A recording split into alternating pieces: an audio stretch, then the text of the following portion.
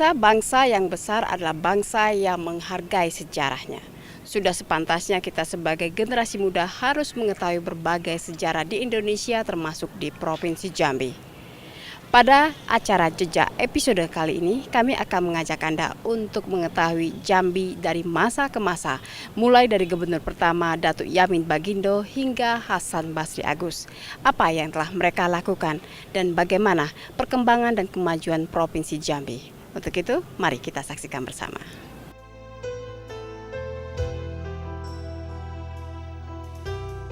Orang Kayu Hitam, putra bungsu dari Datuk Paduka Berhalo, berniat untuk meluaskan wilayah kerajaan Melayu hingga ke pedalaman.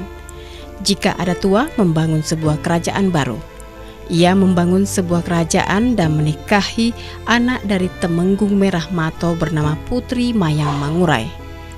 Oleh Temenggung Merah Mato, anak dan mantunya itu diberilah sepasang angsa serta perahu Kajang Lako.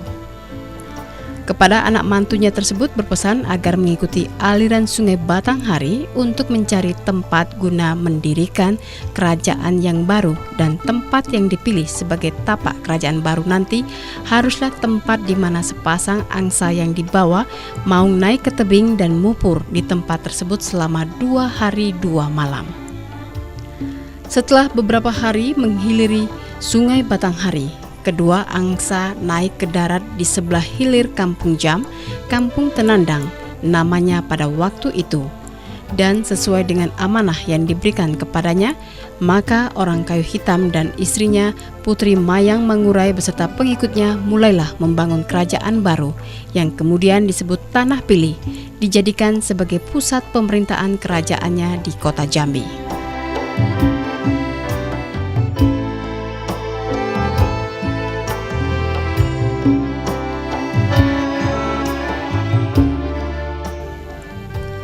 Peninggalan pada zaman Kesultanan hingga saat ini tersisa 2 bangunan yang terletak di belakang rumah dinas Gubernur Jambi. Dimanfaatkan untuk kantor polisi sektor Jambi Timur dan tempat penyimpanan peralatan Polda Jambi. Hanya sedikit orang yang mengetahui tempat ini merupakan peninggalan sejarah. Tak ada tulisan ataupun petunjuk apapun yang menerangkan tempat ini.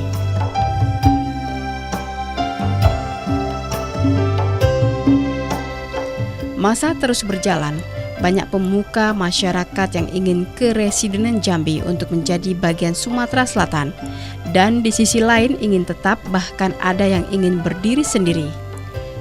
Lebih dari itu, Kerinci kembali dikehendaki masuk ke Residenan Jambi, karena sejak tanggal 1 Juni 1922, Kerinci yang tadinya bagian dari Kesultanan Jambi dimasukkan ke Residenan Sumatera Barat, tepatnya menjadi bagian dari Kabupaten Pesisir Selatan dan Kerinci.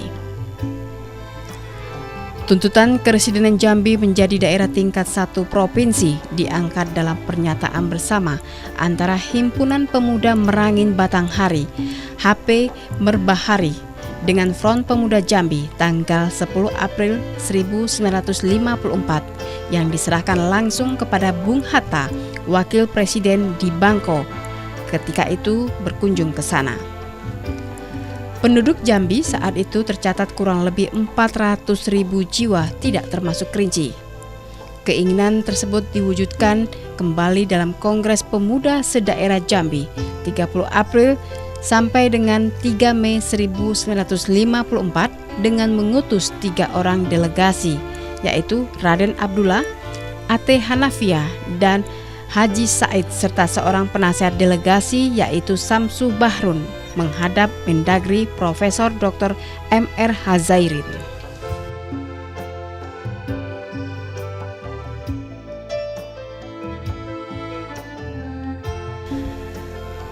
Kebulatan tekad ini berdampak bermunculan gabungan parpol, Dewan Pemerintahan Marga, Dewan Perwakilan Rakyat Daerah Merangin, dan Batanghari.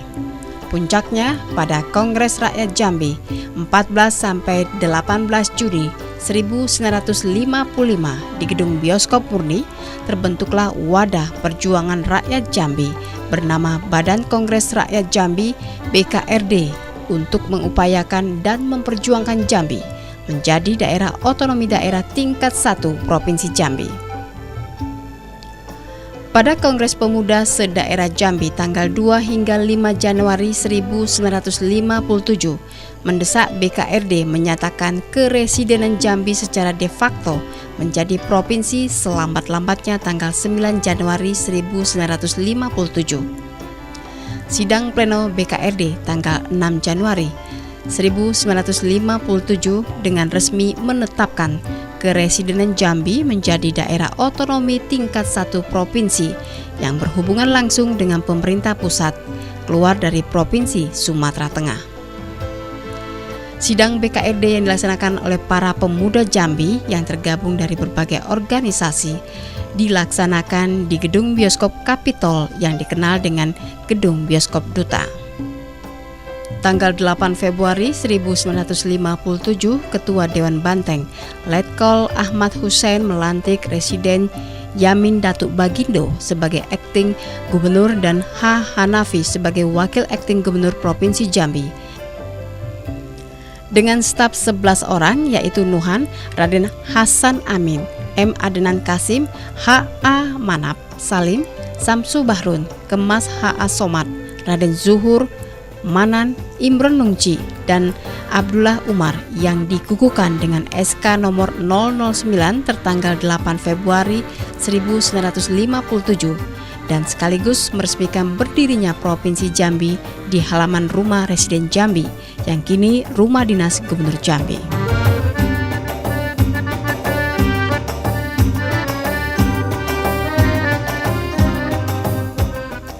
6 Januari 1957, BKRD menyatakan keresidenan Jambi menjadi Provinsi Jambi. Gubernur pertama terpilih M. Yusuf Singadikane memimpin Provinsi Jambi pada tahun 1957 hingga 1967. Pada masa Gubernur pertama M. Yusuf Singadikane tahun 1960 dibangun kantor Gubernur Jambi yang terletak di Jalan Ahmad Yani nomor 1, Tlanepura. Diresmikan pada tahun 1968. Untuk melakukan pembangunan pada saat itu masih sedikit terkendala masalah anggaran yang dimiliki oleh pemerintah. Meski demikian, upaya-upaya pembangunan untuk peningkatan kesejahteraan masyarakat terus dilakukan.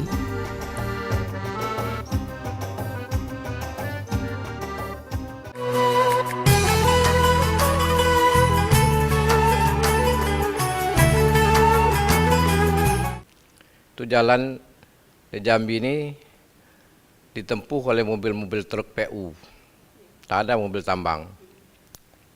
Nah, sampai ke Serlangun orang pakai motor boot ya, motor kapal ini Hoan itu kapal pakai kincir. Kalau orang dari kampung saya mau ke Jambi bersangu bikin apam, bikin yang tahan lama, kue-kue untuk makan di kapal itu. 3 hari baru sampai Jambi. Nah itu, terus ini berjalan terus. Mungkin ada 5 tahun ya, 10 tahun, berubah lagi, jalan sudah membaik zaman Jepang itu. Karena Jepang ini memang menjadi momok kebencian masyarakat. Saya kira bukan Jambi aja, bukan Provinsi Jambi, tapi seluruh yang pernah dijajah Jepang itu orang sangat sedih karena mereka sangat kejam terhadap masyarakat kita di Jambi ini. Di mana kata-kata kejam, kalau orang kampung itu nanam padi diambilnya, terus anak-anak gadisnya dirusak, tidak tahu istri orang, itu pokoknya inilah menjadi kenang-kenangan bagi termasuk orang tua saya bercerita. Nah, inilah yang paling terasa. Zaman Belanda memang orang tidak begitu merasa karena Belanda itu tidak ada sopan, barangkali dia tidak seperti Jepang. Jepang ini memang inilah. Nah, ini perkembangan terus. Akhirnya masyarakat di kampung-kampung itu pakai bawa barang-barang ini kan lewat sungai Batanghari, Sungai Temsi, Sungai Bungo, Sungai Tebo di situ. Sehingga kita Dari Selangun sampai ke Jambi ini itu makan waktu 1 minggu naik motor itu ya. Nah, bayangkanlah harga barang, kalau di Jambi mungkin harga beras itu waktu itu Rp3, sampai ke Selangun itu bisa Rp5, bisa Rp6. Tapi masyarakat kita tidak pernah merasa sulit. Kenapa? Karena kita punya kebun karet, kita punya kebun duren, kita punya padi. Cuma di zaman Jepang, padi ini tidak bisa kita makan. Zaman Belanda itu kopi yang terkenal. Kopi itu orang kita ini Jambi ini dikasih minum daunnya doang. Kopinya dia jual bawa ke Nederland sana. Nah itu, ini berkembang terus. Akhirnya kita merdeka 45, ya, Jam Agustus 45, berkumpullah pemuda-pemuda di Jambi ini dari Tebo, dari Bungo kumpul di Jambi dan diketuai oleh Pak Ibrahim. Sekretarisnya juga Ibrahim. Nah, diketuai oleh Pak Haji Hanapi. Nah, saudaranya sekarang Haji Hasan ya. Itu ini Haji Hanapi pernah sudah punya SK gubernur, akting gubernur. Nah, tapi dengan politik waktu itu akhirnya Haji Hanapi tidak jadi dilantik. Yang dilantik Pak Yusuf Singirikane. Ini sudah tahun 60-an. Gubernur pertama Jambi yang dipimpin oleh Yusuf Singadikane. Namun, Jambi tidak dapat langsung melakukan pembangunan karena ada beberapa pemberontakan, yaitu PPRI dan PKI. Baru setelah G30 SPKI dapat ditumpas, Jambi mulai dapat melakukan pembangunan. Kemajuan pembangunan mulai terlihat pada masa pemerintahan Gubernur RM Nur Atmadi Brata yang memerintah dari tahun 1968 hingga 1974. Selanjutnya, Jambi terus melakukan pembangunan seiring dengan program pembangunan yang dicanangkan pemerintah pusat. Lancarnya pembangunan ini terkait erat dengan terjaminnya keamanan sehingga membuat iklim dunia usaha semakin kondusif.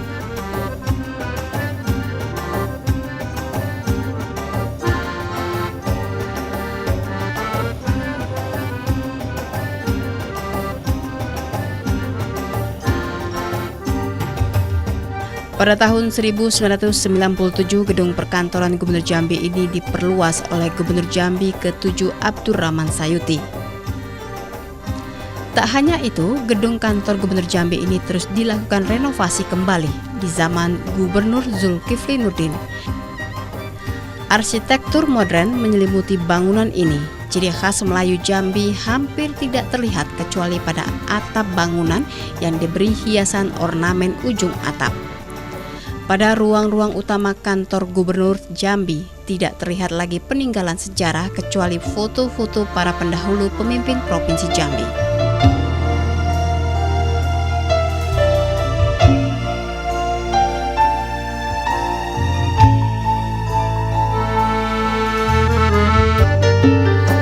Meski ruang utama yang digunakan oleh Gubernur Jambi, Wakil Gubernur Jambi, Sekda, tetap pada posisi semula, tetapi semua sudah dihiasi dengan arsitektur modern. Kemajuan dan perkembangan zaman telah menelan semua bukti sejarah. Kemajuan perkembangan zaman seharusnya tidak semestinya menghilangkan peninggalan sejarah yang ada. Perubahan memang harus dilakukan agar mampu mengikuti perkembangan zaman. Tetapi hendaknya sejarah jangan dilupakan atau dihilangkan. Hal ini dapat diwujudkan dalam bentuk lain sehingga sejarah tetap bisa berbicara. Pada masa Gubernur RM Atmadi Brata, perhatian pemerintah selain melakukan pembangunan infrastruktur juga membenahi sektor pendidikan. Gubernur selanjutnya Jamaluddin Tambunan, sarjana hukum, pada tahun 1974-1979. Dilanjutkan dengan Edi Sabara, pejabat gubernur pada tahun 1979 hingga akhirnya Maskun Sofwan, sarjana hukum yang bukan orang kelahiran dari Jambi. ditunjuk pemerintah pusat untuk memimpin Provinsi Jambi pada tahun 1979 hingga 1989 dan Dr. Andes Haji Abdurrahman Sayuti, Wakil Gubernur Jambi pada saat itu.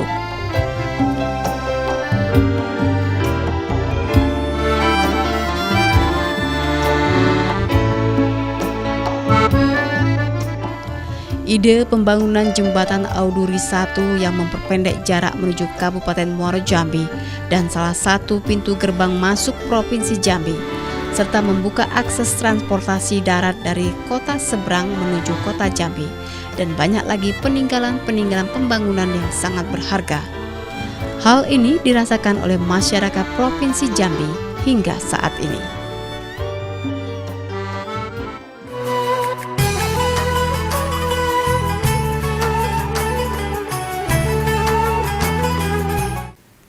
Saya mengikuti beberapa gubernur itu. Memang tiap gubernur mempunyai kelebihnya. Memang itulah ada bahasa kan, tiap zaman itu ada orangnya, tiap zaman itu ada orangnya. Itu betul. Jadi ya kadang-kadang punya kelebihan. Terutama kan Pak Maskun, dia banyak punya kenangan indah. Dulu kita ke Tungkal itu berangkat jam 4 dari Jambi ini pakai motor boot.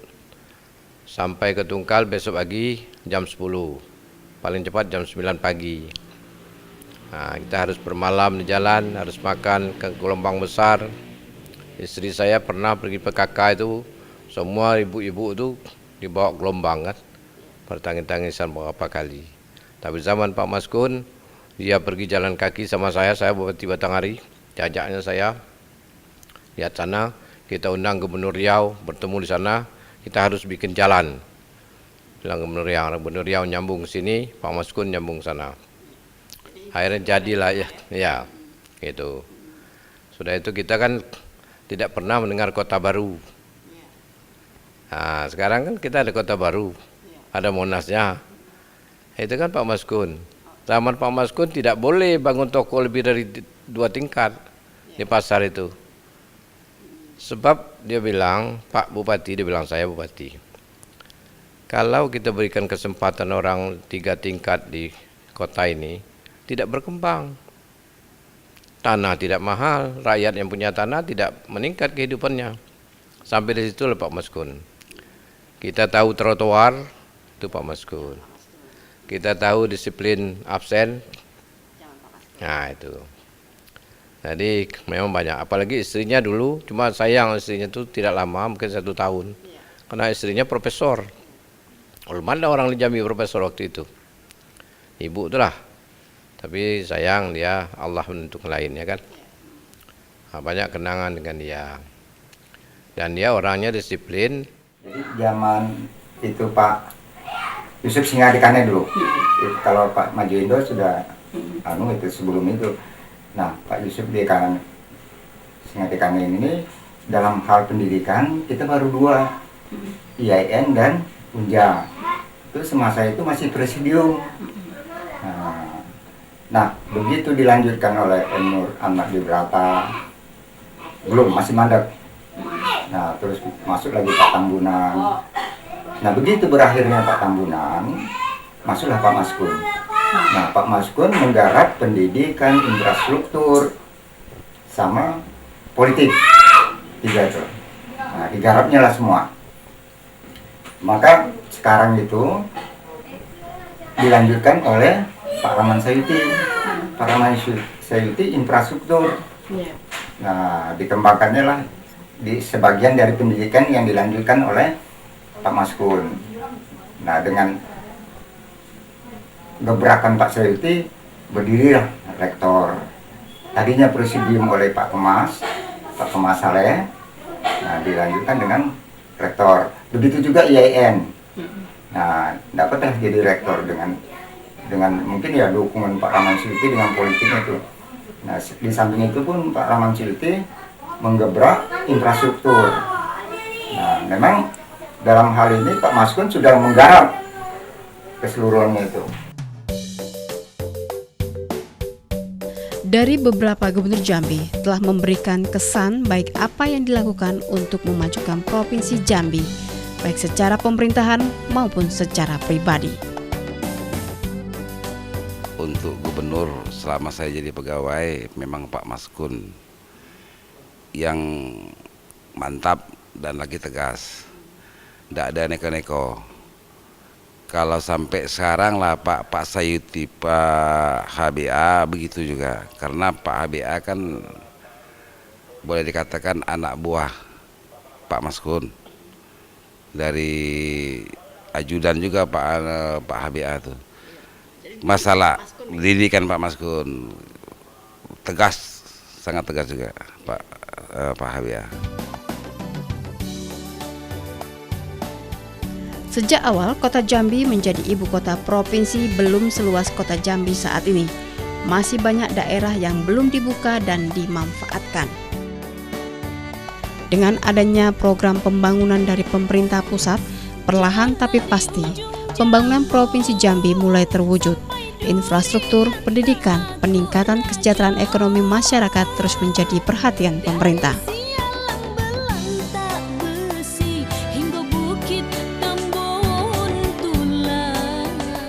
Sementara Gubernur Abdurrahman Sayuti yang menjabat pada tahun 1989 hingga 1999 dengan Wakil Gubernur Jambi Hasib Kalimuddin Sam terus melanjutkan program pembangunan yang telah ditetapkan. Hingga masuk masa otonomi daerah, Provinsi Jambi terus bergerak melakukan pembangunan, baik di bidang pemerintahan, prasarana, dan sarana yang memberikan dampak pada struktur tata kehidupan sosial masyarakat di kota Jambi.